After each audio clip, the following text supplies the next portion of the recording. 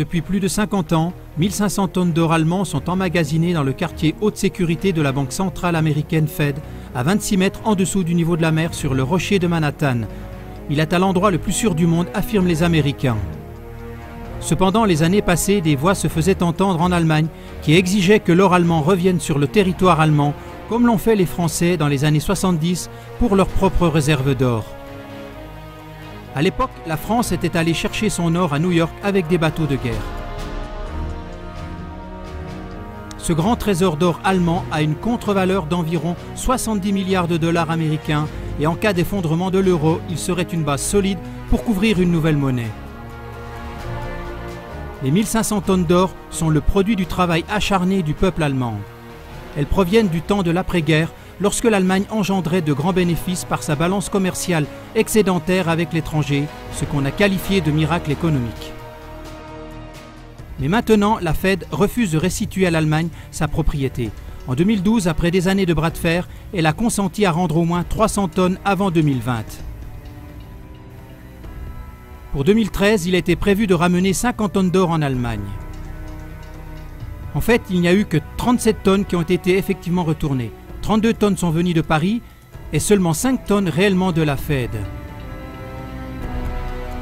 De plus, ces 5 tonnes n'étaient pas des lingots d'or de la réserve originale de l'Allemagne. C'étaient des lingots d'or nouvellement fondus avec la marque 2013. Les politiciens allemands qui devaient contrôler les réserves d'or allemandes sont rentrés bredouilles de New York. Jusqu'à ce jour, la Fed refuse de remettre une liste des lingots. Des experts économistes éminents du monde entier sont d'accord. L'or allemand a disparu. L'Allemagne ne reverra plus jamais son or, avertit William Kay, l'ex-manager de Goldman Sachs.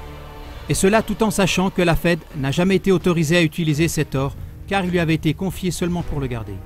C'est un acte incomparable de détournement et de provocation et il est couvert activement par des politiciens allemands. Il y a quelques semaines, on a annoncé que le retour des 300 tonnes d'or avant 2020 allait être annulé. La pression des États-Unis devenait trop forte, de sorte que la politique allemande a plié. Le politicien de la CDU, Norbert Bartel, a affirmé devant les médias « Les Américains font bien attention à notre or ». Jusqu'à quand l'Allemagne doit-elle plier devant les États-Unis dans toutes les affaires? Quand est-ce que, au lieu d'avoir des politiciens qui trahissent le pays, des femmes et des hommes se lèveront de nouveau, qui défendront courageusement les intérêts de l'Allemagne? Est-ce qu'on a le droit de jeter les fruits du labeur de toute une nation en pâture à l'avidité des banquiers et des grands pontes de la finance? Même des politiciens américains comme le député du Congrès Ron Paul doutent fondamentalement que les réserves d'or de différents pays emmagasinées aux États-Unis existent encore physiquement. Tant qu'il en est ainsi, l'Allemagne a tout à fait le droit d'exiger au moins une supervision de ses propres réserves. Un État souverain doit pouvoir faire cela, sinon il n'est pas souverain. S'il vous plaît, transmettez cette vidéo pour faire connaître le scandale de l'or allemand à l'opinion publique mondiale. Merci beaucoup.